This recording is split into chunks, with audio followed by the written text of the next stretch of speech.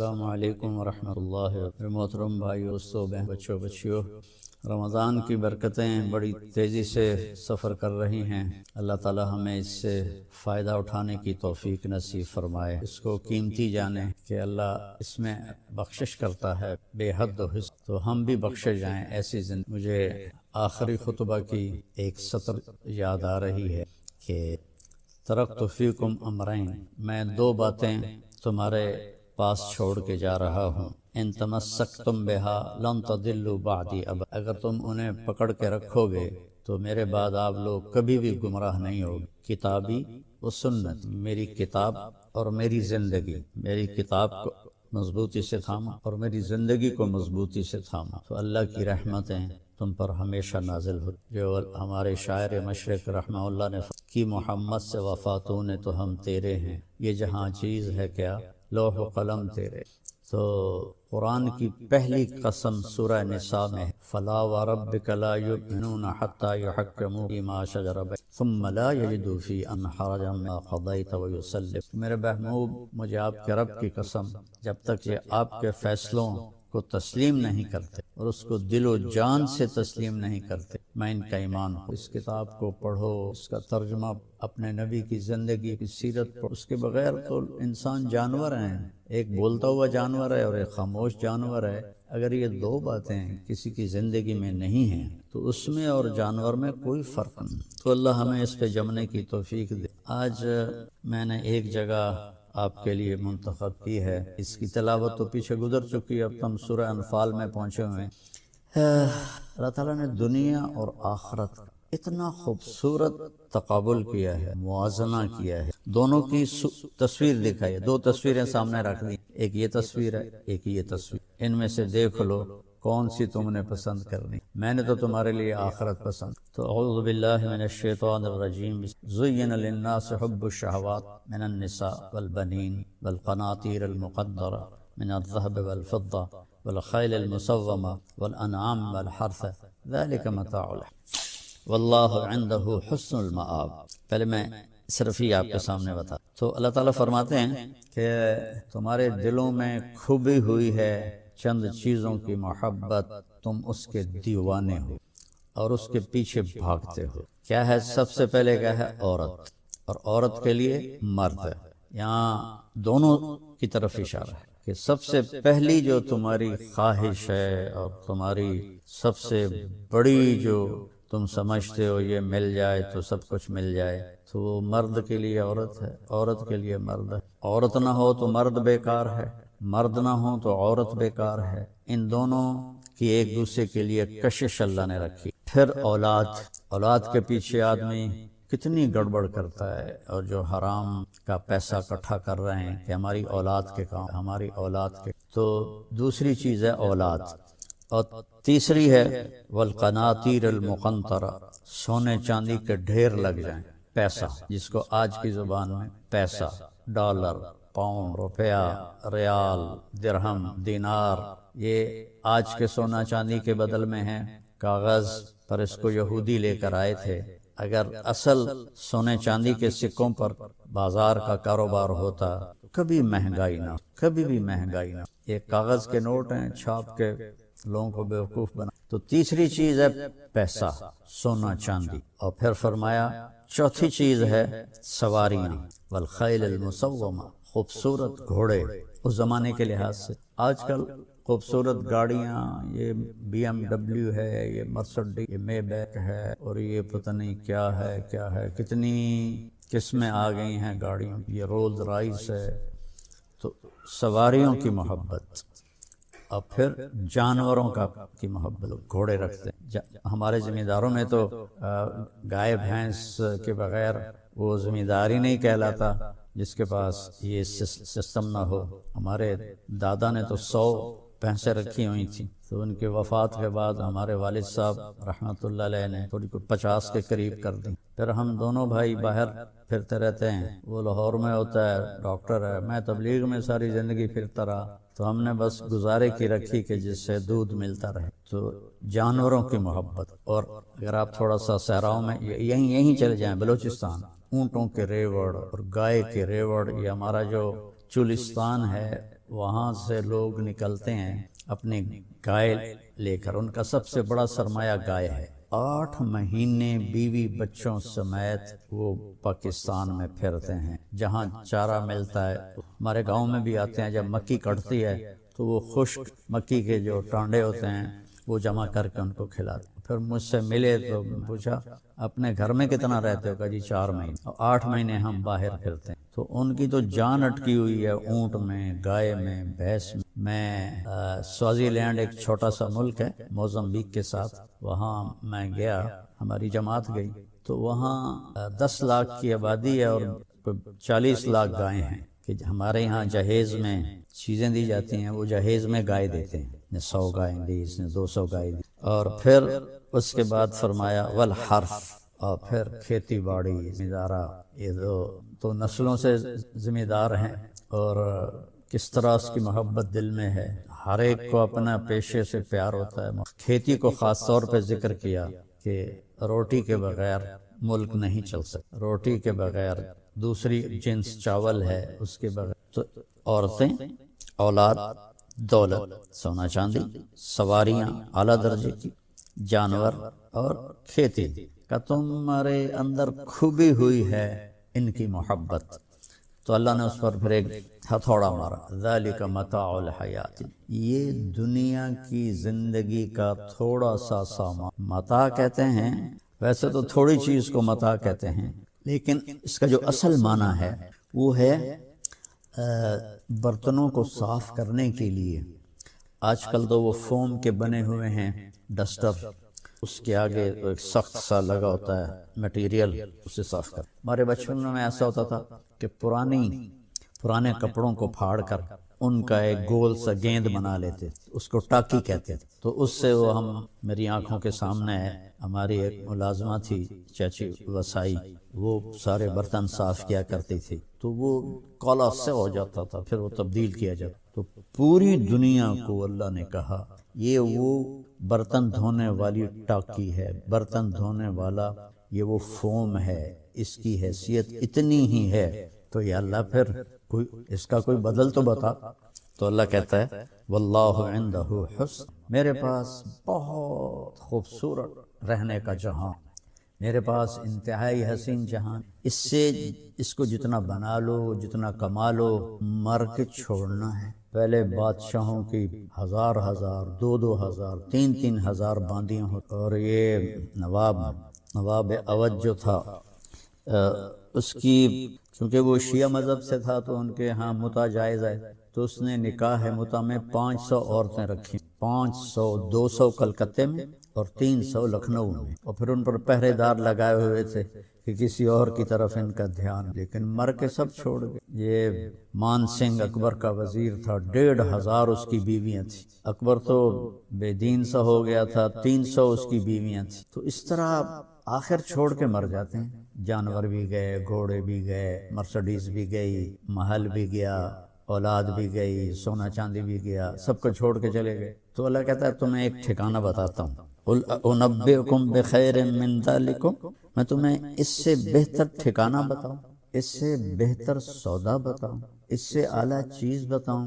اب یہ غور کریں کہ یہ میں نہیں بول رہا، یہ میرے اللہ کا کلام ہے، میں ترجمہ کر رہا ہوں۔ جس نے دنیا بنائی ہے وہ اس کی حقیقت کو جانتا ہے۔ قل متاع الدنیا قلیل وما الحیات الدنیا الا متاع الغرور، یہ سب دھوکے کا نظر آتا لیکن ہے کچھ بھی نہیں۔ اللہ تعالیٰ بخشش فرمائے میرے بیٹے عاصم کی، وہ کہتا تھا بابا آپ تو پڑھتے ہیں کہ دنیا دھوکہ ہے، مجھے اللہ نے دکھا دیا ہے، میں آنکھوں سے دیکھتا ہوں کہ یہ سب کچھ دھوکہ ہے، یہ کچھ بھی نہیں ہے، اس لیے میرا یہاں سے دل اٹھ گیا، میرا رہنے کو جی نہیں چاہا، میں اللہ سے ملنا چاہتا، میرے لیے ایک ایک دن مصیبت ہے۔ تو اللہ نے پھر اسے اس کی طلب پہ اسے بلا بھی لیا، ہم چاہے روتے رہیں، وہ تو کامیاب ہو گیا۔ تو اللہ تعالیٰ فرماتا ہے تمہیں بہترین چیز بتاؤں جنہوں نے تقوی اختیار کی، جنہوں نے تقوی اختیار، تقوی کوئی ایسی آسمانی، کوئی ایسی بہت بڑی چیز کوئی نہیں ہے، گناہوں سے بچنا اور نیکیوں پہ جمنا، اور جب گناہ ہو جائے تو پھر معافی مانگ۔ تقوی والوں کی اللہ نے ایک جگہ صفت بیان کی، کہ جب ان سے کوئی گناہ ہو جاتا ہے، ایسا نہیں کہ ان سے گناہ ہی نہ ہو اور تو داڑھی رکھ لئی تو کی کر رہے ہیں، وہ بھئی بشر ہے، انسان ہے، کوئی بھی گناہ ہو سکتا ہے، کسی بچی سے ہو سکتا ہے، کسی بچے سے ہو سکتا ہے، کسی عورت سے ہو سکتا ہے، کسی مرد سے ہو سکتا ہے۔ تو اللہ تعالیٰ نے فرمایا میں تمہیں بتاتا ہوں، تقویٰ کوئی ڈرنے کی چیز نہیں ہے۔ 5 نمازیں ہیں، مہینے کے روزے ہیں، پیسہ ہے تو زکوٰۃ ہے، زیادہ پیسہ ہے تو حج ہے، اگر پیسہ نہیں تو دونوں معاف ہیں، اور سچ بولنا ہے، دھوکہ نہیں دینا، کسی پر زیادتی ظلم نہیں کرنا، اور حلال کمانا ہے، حرام نہیں کمانا۔ یہ 4-5 چیزیں کا نام تقویٰ ہے۔ اس میں کوئی کمی آ جائے توبہ کرو، معافی مانگو اللہ۔ تو اب اللہ تعالیٰ فرما رہے ہیں تیرے رب کے پاس، جنہوں نے تقویٰ اختیار کیا ان کے رب کے پاس، للذین اتقوا عند ربهم جنات تجری من تحتها الانہار خالدین فیہا۔ تھوڑے دن میری مان لو، عبدی انت ترید وانا ارید ولا یکون الا ما ارید فان سلمت لی فیما ارید کفیتک فیما ترید۔ میرے بندے ایک ڈیل کر لے، بڑی طاقتور ڈیل ہے، یہ تھوڑی سی زندگی میری مرضی پہ گزار دو، تھوڑی سی زندگی، ہمیشہ کی زندگی تیری مرضی کی بنا دو، ہمیشہ کی زندگی تیری مرضی کی بنا دو۔ لہم ما یشاءون فیہا ولدینا مزید۔ یہ جنت والوں کے لیے سب سے بڑی خوشخبری ہے اس آیت میں کہ جو چاہو گے، جیسا چاہو، جس طرح کا چاہو، جس وقت چاہو، اسی وقت حاضر کیا جائے گا، بنانا نہیں پڑے گا، یہ جائے اس وقت حاضر۔ اور جہاں تمہاری خواہشات ختم ہو جائیں گی، آخر ہماری پہلا جو ان اول بیت وضع للناس للذی ببکہ، آدم علیہ السلام کے دور میں اس کی کیا حیثیت ہوگی؟ ہم اگر تصور میں لانا چاہیں تو ناممکن ہے۔ تو آدم کو اتارا سری لنکا، وہاں سے چلایا کہ جاؤ میرا گھر بناؤ۔ کون رہبر تھا، کس طرح وہ یہاں پہنچے ہوں گے، اور یہ اب بھی آپ دیکھ رہے ہیں نشیب ہے، نیچے ہے، اس وقت تو بہت ہی نیچے تھا۔ یہ صفا مروہ اور جبل ابی قبیس، جبل قیقعان پرانا نام، اس طرف ان کے درمیان یہ پہلی کی طرح وادی تھی۔ یہاں اللہ نے آدم علیہ السلام سے گھر بنوایا، بے بکہ، بکہ کہتے ہیں گردن ٹوٹنے کو۔ اتنی مشقت تھی کہ اور ازدحام کو، رش کو بکہ کہتے ہیں، رش ہو جانا۔ تو اس وقت تو آدم علیہ السلام کے سوا کوئی بندہ نہیں تھا، اللہ نے نام لیا بے بکہ۔ اور پھر آدم علیہ السلام کو حج کروائے اس کے، وہ ہندوستان سے آتے تھے اور یہاں حج کر کے جاتے تھے، اور دونوں کی قبریں اب ادھر ہی ہیں، کہیں کسی ارض مقدس میں ہیں، واللہ عالم کہاں پر ہیں۔ پھر اللہ کے نبی سے 2000 سال پہلے اللہ تعالیٰ نے ابراہیم علیہ السلام کو کہا کہ بناؤ۔ ہمارے نبی سے 2000 سال پہلے، جبکہ نوح علیہ السلام کے طوفان سے یہ سارا گھر بہہ گیا تھا اور صرف ایک ٹیلا تھا بس۔ اور آپ اس آیت پہ غور کریں، اذ یرفع ابراہیم القواعد من البیت، اذ یرفع ابراہیم القواعد من البیت۔ جب ابراہیم علیہ السلام دیواروں کو اٹھا رہے تھے، بنیاد نہیں کہا، بنیاد آدم علیہ السلام والی تھی، جو بنیاد کھود کے آدم علیہ السلام نے بنائی تھی، اس پر دیواروں کو ابراہیم علیہ السلام اٹھا رہے تھے، وہ بنیاد نہیں ہلی، یعنی اور وہ آج تک وہی بنیاد ہے۔ یہ جب اللہ کے نبی کی عمر 35 برس تھی تو بیت اللہ کو توڑا گیا، تو سارے ڈر رہے تھے کہ کیسے کریں، کچھ ہو نہ جائے۔ تو حارث بن نضر ایک قریشی تھا، انہوں نے کہا یا اللہ تیرے لیے ہی توڑ رہے ہیں، اور اس نے کدال ماری تو کچھ ہوا نہیں۔ پھر انہوں نے سارا اوپر کی دیواریں توڑ دیں، اور جب وہ آدم علیہ السلام کی بنیاد پہ ماری نا کدال، تو پورے مکے میں اندھیرا چھا گیا، بالکل ڈارک ہو گیا۔ تو یہ بھی معجزہ ہے کہ دنیا کی سب سے قدیم بنیاد وہ آدم علیہ السلام کی رکھی ہوئی آج بھی موجود ہے۔ وہ یرفع ابراہیم القواعد من البیت، بنیان من البیت نہیں فرمایا، قواعد، بنیاد کے اوپر انہوں نے دیواروں کو اٹھایا۔ تو جب اس وقت ہمارے نبی سے 2000 سال پہلے کیا نظام چلایا کہ حضرت ہاجرہ کو بیٹا دیا، سارا کو نہیں دیا. سارا تو آپ کی ایج فیلو تھی، 80+ دونوں تھے. ہاجرہ ہوں گی 24-25 سال کی.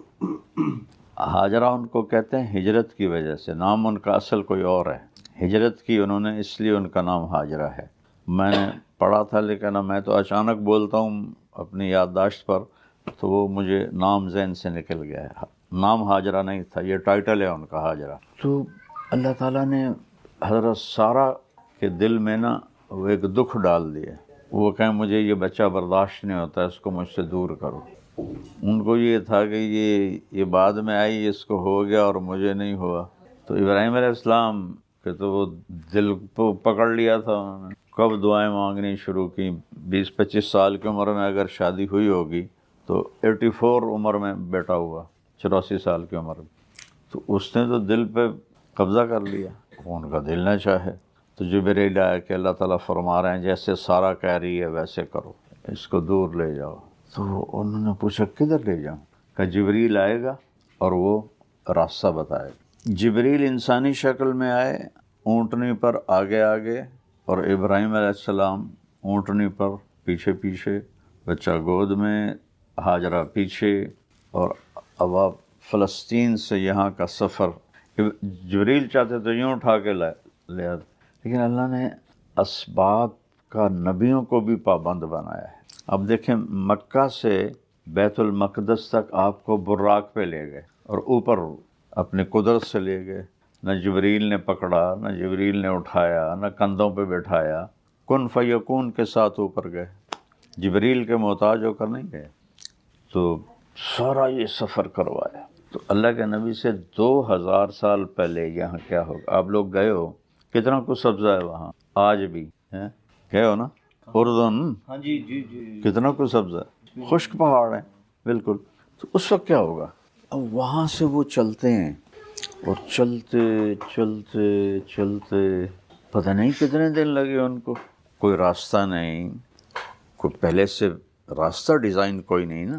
تو کس طرح انہوں نے وہ سفر طے کیا ہوگا؟ کن فیکون سے نہیں ہوا. جبریل بھی انسانی شکل کی مشقت برداشت کرتے ہوئے چل رہے تھے. جب ایک صحابی نے کہا یا رسول اللہ، احد کی جنگ میں آپ کے دائیں بائیں 2 آدمی بڑی بے جگری سے لڑ رہے تھے، وہ کون تھے؟ آپ نے کہا تو نے دیکھ لیا تھا؟ کہا جی. کہ ادھر جبریل تھے، ادھر میکائیل تھے. جب وہ انسانی شکل میں آتے ہیں تو پھر انسانی طاقت ہوتی ہے، فرشتے والی نہیں ہوتی، انسانی طاقت ہوتی ہے. ان کو چونکہ جنس تبدیل کر دی نا، تو پھر اسی ہی کے اثرات. وہ بہت بے جگری سے لڑ رہے تھے آپ کے دائیں بائیں. ادھر جبریل تھا، ادھر میکائیل تھا. تو جبریل ایسے نہیں کہ اڑتے ہوئے آ رہے تھے، وہ اسی مشقت سے گزر رہے تھے جس سے ابراہیم علیہ السلام گزر رہے تھے. جب چلتے چلتے چلتے سوچو کتنے دن گزرے ہوں گے، اور سارے راستے میاں بیوی کیا سوچتے ہوں گے، کدھر لے جا رہے ہیں. وہ فلسطین کا پرانا نام تو کنعان ہے، کنعان تو آباد تھا. تو وہاں سے چلتے چلتے چلتے جب یہاں 4 پہاڑوں میں پہنچے جو ایسے گول پیالہ بناتے ہیں، اور اس پیالے کے سینٹر میں گہرائی ہے، اور وہ ایک ٹیلہ سا ہے جس پر بیت اللہ آدم علیہ السلام نے بنایا. وہاں کہنے لگے یہاں اتار دو. تو جب ابراہیم علیہ السلام کو آگ میں ڈالا گیا تھا تو وہ ہوا میں اڑتے ہوئے کہہ رہے تھے حسبی اللہ و نعم الوکیل. اور بعض روایات میں ہے کہ جبریل آ گیا، پانی کا فرشتہ آ گیا، حکم دیں، اجازت دیں کہ اما الیکم فلا، تمہاری کوئی حاجت نہیں ہے مجھے، اما الی اللہ فنعم، ہاں اللہ کا محتاج ہوں. تو اطمینان سے آگ میں چلے گئے. اللہ نے کہا بردن و سلامن، ٹھنڈی ہو جا. جب یہاں جبریل نے کہا کہ یہاں اتار دیں تو ایک دم کہا یہاں کیسے اتار دوں؟ آگ سے خوفناک منظر نظر آیا. یہاں کیسے اتار دوں؟ یہاں تو کچھ بھی نہیں، نہ سایہ، نہ پانی، نہ کھانا، نہ انسان. جبریل بولے آپ کے اللہ کی منشا یہی ہے، اس بچے سے آخری نبی دنیا میں آئے، آپ ان کو یہاں اتاریں، چلے جائیں. تو وہ کچھ تھوڑا سا جو تھیلے میں کھانا تھا، مشکیزے میں پانی تھا، اور کوئی چیز تو تھی نہیں جس سے وہ کوئی جھونپڑی بناتے، کوئی رہنے کا کمرہ بناتے. ایسے یہ کیکر کے درخت راستے میں دیکھتے آئے نا آپ، اتنے یہی درخت ہوں گے زیادہ سے زیادہ، ایک درخت کے نیچے بٹھا کے. اور جب واپس مڑے تو حضرت ہاجرہ کی گود میں بچہ تھا. وہ کہنے لگی کہاں جا رہے ہو؟ تو حکم آ گیا کہ خاموش رہنا ہے، جواب نہیں دینا ہے. وہ کہا الا منتقلون، ہمیں کن کے آسرے پہ چھوڑ کے جا رہے ہو، کیوں جا رہے ہو؟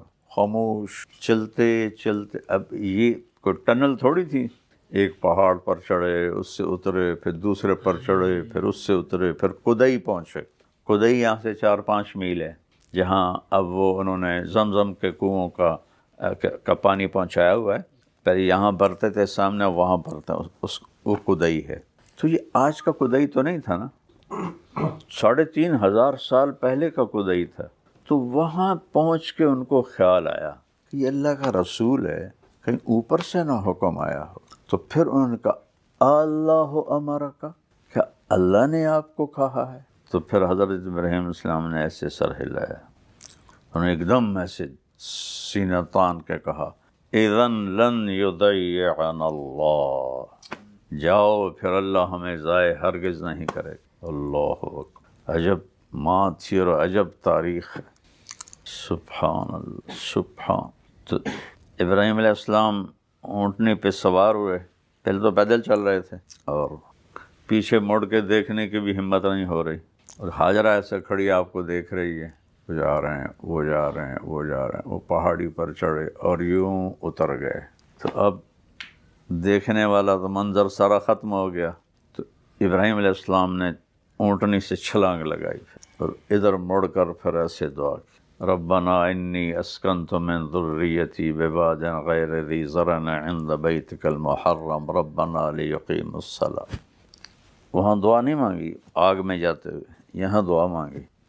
کہ ایسا خوفناک منظر تھا کہ آگ سے بھی زیادہ، اور ایک معصوم بچے کو چھوڑ کے جا رہا ہے، زیادہ 2-2.5 مہینے 3 مہینے کا بچہ ہے.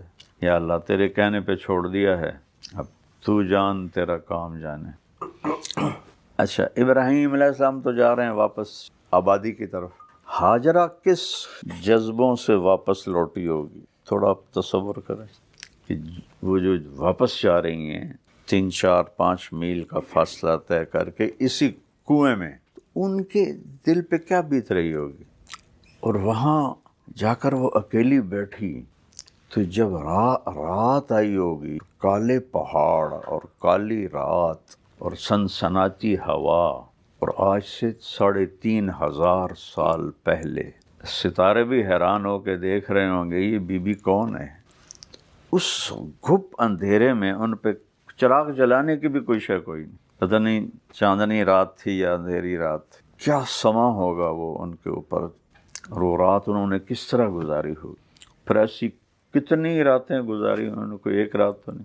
پھر جب سورج نکلا ہوگا اور اس نے پتھروں کو گرمایا ہوگا، اور پہاڑ بھی آگ بن گئے، پتھر بھی آگ بن گئے، زمین بھی آگ بن گئی.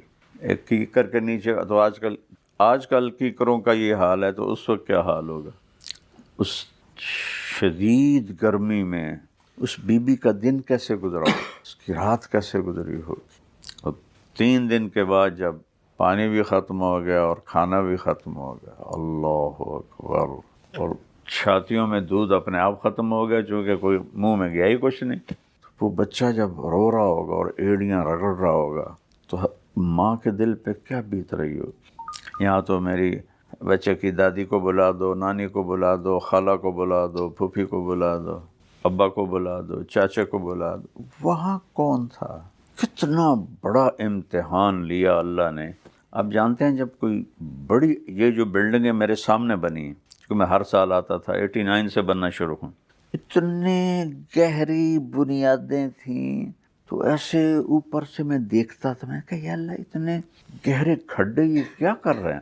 اس کو تو پتہ نہیں تھا جتنی اونچی بلڈنگ ہوتی ہے اتنی گہری بنیاد ہوتی. تو آخری نبی کو لانا تھا نا، تو اس کے لحاظ سے قربانی کی بنیاد قائم کی.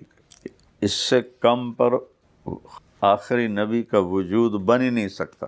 جیسے لوہا ہے نا، وہ ایک اس پر 1300 سینٹی گریڈ پر وہ پگھلتا ہے، اس سے کم پر وہ پگھل سکتے نہیں، وہیں تک لے جانا پڑے گا۔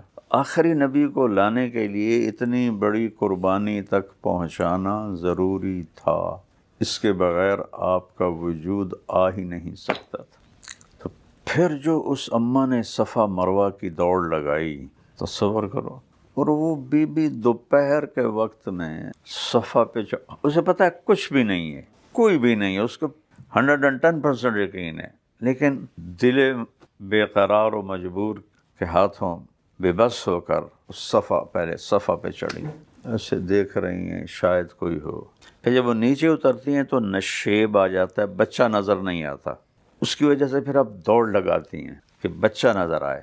جب وہ نظر آنے لگتا ہے پھر وہ آہستہ ہو جاتی ہیں۔ جب اللہ کے نبی صحیح فرما رہے تھے اور اس جگہ پہنچے تو کہنے لگے بھائی بڑی مشقت سے یہاں اس وادی کو پار کرنا پڑتا ہے، لا یقطع الا جدن، پہلی صحیح جواب فرما رہے تھے حج کے اندر، چونکہ اس وقت تو یہ کوئی رستہ تو نہیں تھا، ایسے پتھر ہی تھے۔ تو اماں ہاجرہ نے کس طرح وہ طے کیا ہوگا، پھر مروہ پہ چڑھتی ہیں، پھر ایسے دیکھتے ہیں، پھر کوئی نظر نہیں آتا ہے۔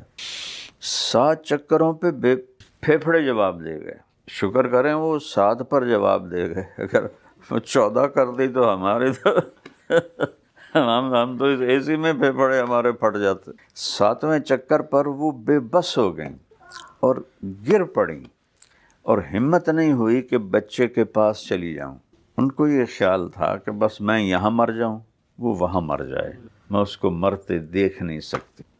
تو ایسی کیا ہے وہ، ٹھہر جاؤ آنکھوں میں تھوڑا سا دم ہے، انہیں دیکھ لیں ورنہ حسرت رہے گی۔ آئے ہے، مسرور انور کا شعر ہے، اللہ اس کی قبر روشن کرے۔ کیا شعر ہے، ٹھہر جاؤ آنکھوں میں تھوڑا سا دم ہے، انہیں دیکھ لیں ورنہ حسرت رہے گی۔ تو وہ ماں نے ایسے دیکھا کہ میں آخری نظر ڈال لوں، تو وہاں ایک شخص کو کھڑا ہوا دیکھا۔ وہ جب دیکھا ہے کوئی مرد کھڑا ہے تو وہ مردہ جسم میں جان آ گئی، یہ کون ہے میرے بیٹے کے پاس؟ اور پھر دوڑ لگائی، جیسے بجھتی شمع بھڑکتی ہے نا، آگے کیا ہو چکا ہے ان کو تو پتہ ہی نہیں تھا۔ جب وہ پہنچے ہیں تو آدمی غائب، اور اسماعیل کی ایڑیوں سے پانی ایسے، آج تک اس کے سورس کا پتہ کوئی نہیں، آج تک۔ اب تو جیولوجسٹ ہیں جو زمین کی تہ تک دیکھ لیتے ہیں، طائف تک انہوں نے ریسرچ کی ہے، کوئی سورس نہیں، اور نہ اس میں مچھر ہوتا ہے، نہ کیڑے ہوتے ہیں، نہ مکوڑے ہوتے ہیں، نہ کائی لگتی ہے، نہ ذائقہ بدلتا ہے، اور 3500 سال سے یہ پانی ہے۔ تو وہ ایسے ابل رہا تھا، ایسے ابل رہا تھا۔ تو عبرانی میں زمزم کہتے ہیں رک جا رک جا رک جا، کہتے آپ نے کہا اللہ میری ماں کا بھلا کرے، کاش وہ زمزم نہ کہتی تو پوری نہر دریا اللہ چلا دیتا، نہر دریا کو کہتے ہیں، اللہ پورا دریا چلا دیتا، پر اللہ کی منشا نہیں تھی دریا چلانے، تو وہ اندر تہ مار گئے۔ یہ ایک انجینئر تھے علی گڑھ کے، 90s کی بات، تو وہ زمزم کے کنویں پر تھے، تو انہوں نے مجھے لا کے اندر کی فوٹوز دکھائیں، اس کی جو ایسے گول دیوار ہے نا اس میں سوراخ ہیں، سب سے بڑا سوراخ بیت اللہ کی طرف ہے، اتنا بڑا ہے، باقی اتنے ہیں۔ جو ہی موٹر چلتی ہے تو ان سے پانی نکلتا ہے ایسے طوفان کی طرح، پورا سال موٹر چلتی رہے تو پانی نکلتا رہے گا۔ حج کے دنوں میں 24 گھنٹے چلتی ہے، 24 گھنٹے پانی ٹھاٹھے مارتا نکلتا ہے، اور جو ہی موٹر بند کرتے ہیں وہ جھرنے بند ہو جاتے ہیں۔ تو کہاں سے یہ پانی آ رہا ہے کوئی معلوم، کسی سورس کے ساتھ جڑا ہوا نہیں۔ یہ اماں ہاجرہ اور حضرت اسماعیل کی قربانی پر اللہ تعالیٰ نے اپنی قدرت کو ظاہر فرمایا۔ یہ پانی ایک معجزہ ہے اللہ تعالیٰ کا۔ تو کچھ دن گزرے تو جرہم قبیلہ، یمنی قبیلہ شام کی طرف جا رہا تھا، تو اس علاقے سے گزرے تو پانی ختم ہو گیا، تو پانی کے لیے ان کے سردار نے دیکھا تو یہاں پرندے گردش کر رہے تھے۔ اس نے کہا پرندہ ہمیشہ پانی پہ ہوتا ہے، کوئی جاؤ جا کے پتہ کرو شاید یہاں پانی ہو۔ تو وہ 3-4 آدمی آئے تو دیکھا تو پانی کا کنواں، اور انہوں نے جا کے واپس خبر دی تو وہ پورا قافلہ آ گیا اور آ کر کہا بہن جی ہم یہاں آپ کے ساتھ ٹھہر سکتے ہیں؟ تو انہوں نے کہا ہاں لیکن پانی پہ قبضہ میرا ہوگا۔ ان کا نہیں، بس ہمیں پینے کے لیے چاہیے۔ تو اس طرح اللہ نے یہاں آبادی فرمائی، اور قبیلہ جرہم یہاں آ کے آباد ہوا، اور حضرت اسماعیل علیہ السلام انہی میں پروان چڑھے۔ یہ یمنی قبیلہ تھا۔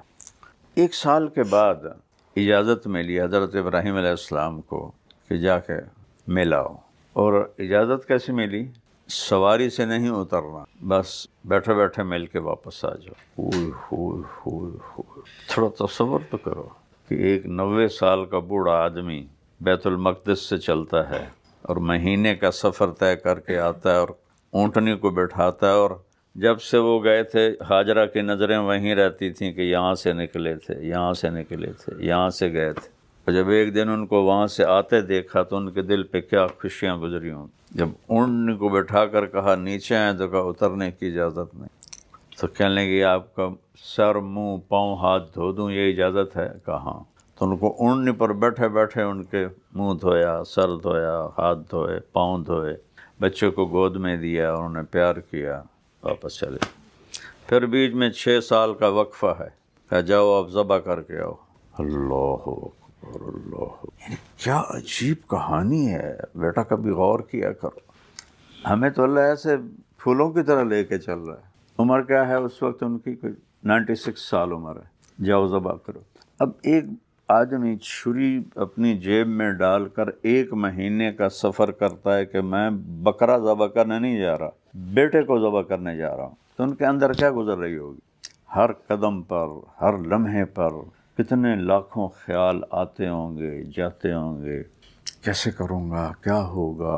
اور میں تو اپنے جو قربانی کے بکرے ہیں وہ ذبح ہوتے نہیں دیکھ سکتا، مجھے اتنا وہ دل میرا وہ مٹھی میں آ جاتا ہے، حالانکہ حکم ہے کہ اپنی قربانی کے اوپر کھڑے ہو کے دیکھو، مجھ سے نہیں دیکھی جاتی۔ تو وہ 96 سال کا بوڑھا بچے کو ذبح کرنے کے لیے جا رہا ہے، تو اس کے اندر تصورات کی کیسی دنیا ہوگی۔ یہاں پہنچتے ہیں، بیوی کو بھی نہیں بتاتے میں کس لیے آیا ہوں۔ 1 دن رہتے ہیں، 2 دن رہتے ہیں، 3 دن رہتے ہیں، پتہ نہیں۔ کہتے ہیں بچے کو تیار کرو، میں اسے سیر کرانے لے جاتا ہوں۔ اور ان کو وہ بچہ بھی بڑا خوش کہ میرا ابا مجھے لے کے جا رہا ہے، اور مینا پہنچ گئے۔ میں نے وہ جگہ دیکھی، اب تو پہاڑ انہوں نے پلین کر دیے سارے، وہ ایسے پہاڑوں میں گھری ہوئی ایک جگہ تھی، وہاں جا کے کھڑے ہو گئے باپ بیٹا۔ یا بنی انی ارا فی المنام انی اذبحک فانظر ماذا تری۔ اللہ اکبر، اتنی طاقت ہے الفاظ میں۔ انی، بیٹا میں کوئی ایسی بات نہیں کر رہا ہوں، یقین میں نے خواب دیکھا ہے اور یقیناً تجھے ذبح کر رہا ہوں۔ فانظر، دیکھ تیری کیا رائے ہے۔ یہ کس لیے پوچھا؟ اس لیے نہیں پوچھا کہ تو کہے گا نہیں تو پھر میں چھوڑ دوں گا، اس لیے پوچھا کہ خوشی سے راضی ہے تو ذبح اور طرح کروں گا، اور اگر زبردستی کرنی پڑی تو پھر ذبح اور طرح کروں گا، اس لیے کہا فانظر ماذا تری۔ اور اسماعیل علیہ السلام کی تربیت میں باپ کا کوئی کردار کوئی نہیں، صرف ماں کا کردار ہے۔ ماں اور بیٹا جب خالص ہوتے ہیں، ہمارا جو جوائنٹ فیملی سسٹم ہے یہ بہت ڈسٹرب کر دیتا ہے میاں بیوی کے تعلق کو، میاں بیوی اولاد کے تعلق کو بہت ڈسٹرب کرتا ہے۔ یہ انڈین کلچر ہے، اسلامی کلچر نہیں ہے۔ تو وہ 6 سال کا بچہ کہہ رہا ہے یا ابا تفعل، بابا، ابا تے کے درمیان کوئی حرف نہیں ہے، مطلب ہے فوری کر، افعل، فوراً کر، ستجدنی انشاء اللہ من الصابرین۔ اوہ ہوئے ہوئے ہوئے، تو دیکھے گا میں کیسا صبر کر کے دکھاتا ہوں۔ عمر کیا ہے؟ 6 سال۔ تو ابراہیم کہنے لگے بیٹا تمہیں خبر ہے میں کیا کہہ رہا ہوں؟ کہنے لگے ہاں، آپ مجھے ذبح کریں گے، آپ کے بدلے میں مجھے اللہ ملے گا، اللہ آپ سے بہتر ہے، اور دنیا کے بدلے میں جنت ملے گی، جنت دنیا سے بہتر ہے۔ پھر ایک دم کہنے لگے ہاں، مجھے اپنی ماں کا خیال آ رہا ہے کہ وہ بڑی غمگین ہوگی۔ تو اپنا کرتا اتارا، کہ یہ کرتا رکھ لو اور میری ماں کو دے دینا، جب مجھے یاد کرے گی تو میرا کرتا دیکھ لے، اور مجھے الٹا لیٹاؤ، سیدھا نہ لیٹاؤ، کہیں تیری نظریں میرے چہرے پر پڑیں اور تیرا دل نہ ہل جائے، اور ہاتھ پاؤں بھی باندھ دو کہ میرے ہاتھ پاؤں حرکت کریں گے تو آپ کو تکلیف نہ ہو۔ فلما اسلما، جب دونوں متفق ہو گئے، وَتَلَّهُ لِلْجَبِينِ، اور اسماعیل کی وصیت پر عمل کیا، ماتھا زمین پہ لگا دیا اور اپنا گھٹنا رکھا ان کی کمر پر، اور سر کے بال پکڑ کے یوں اوپر اٹھائے، ایک ہاتھ میں چھری ایک ہاتھ میں بال، اور یوں آسمان کو دیکھنا ہی تھا کہ آسمان کے فرشتوں میں چیخ و پکار مچ گئی۔ آسمان کے فرشتے 2 دفعہ روئے ہیں، ایک اس موقع پر، ایک جب طائف میں پتھر پڑے ہمارے نبی، تو کہنے لگے یا اللہ تو مجھ سے ناراض ہو گیا ہے کہ اسماعیل کی محبت میرے دل میں آ گئی ہے، یہ دیکھ تیرے نام پہ ذبح کر رہا ہوں، اور اگر میرا کوئی امتحان ہے تو مجھے پاس کر دے۔ اللہ، آسمان والے کا حکم آ گیا، نہیں چلے گی، نہ یہاں کوئی لوہا آیا نہ لوہا موم بنا، چھری تیز دار چھری تھی اور گردن نرم گردن تھی، لیکن نہیں چلا رہے ہیں اور نہیں چل رہے، آنکھوں پہ پٹی تھی۔ آخر 2-3 دفعہ جب ناکام ہو گئے تو اٹھے اور چھری کو پتھر پہ تیز کیا، پھر اللہ نے کہا جبریل میرا خلیل جوش میں ہے، یہ چھری پار نہ ہو جائے، فوراً جنت سے چھترا لو۔ اس لیے آپ ہمیشہ قربانی میں 2 چھترے ذبح کرتے تھے، ایک اپنے لیے اور ایک امت کے لیے۔ بس جو ہی ایسے چھری پھیری ہے تو جبریل کھینچ لیا اسماعیل کو، اور انہوں نے کہا اللہ اکبر اللہ اکبر، انہوں نے سمجھا ذبح ہو گیا، تو جبریل نے کہا لا الہ الا اللہ، اسماعیل نے کہا واللہ اکبر اللہ اکبر وللہ الحمد۔ یہ تکبیر ہم پڑھتے ہیں حج میں۔ تو جب انہوں نے کپڑا اتارا تو سامنے چھترا اور اسماعیل اور جبریل کھڑے ہوئے۔ یہ بنیاد ہے